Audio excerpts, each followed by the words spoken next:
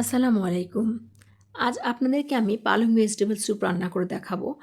এটি একটি স্বাস্থ্যকর ও পুষ্টিকর স্যুপ যা শীতের সন্ধ্যা বা হালকা নাস্তা হিসেবে দারুণ উপযুক্ত। এখানে আমি পালং শাক ধুয়ে ছোট ছোট টুকরো করে সাথে একটা আলু, একটা টমেটো, একটা গাজর, এক টুকরো আদা কিউব করে কেটে নিই। এখানে আমি ৩ জনের পরিমাণে স্যুপের জন্য সব উপকরণগুলো নিয়েছি।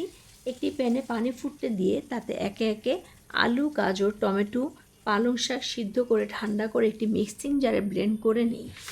এদিকে চুলায় প্যান বসিয়ে তাতে বাটার দিয়ে কুচি করে রাখা রসুন বাদামি করে ভেজে অর্ধেকটা তুলে রাখি। প্যানের মধ্যে ব্লেন্ড করে রাখা পালং শাকের মিশ্রণটি ঢেলে দিই।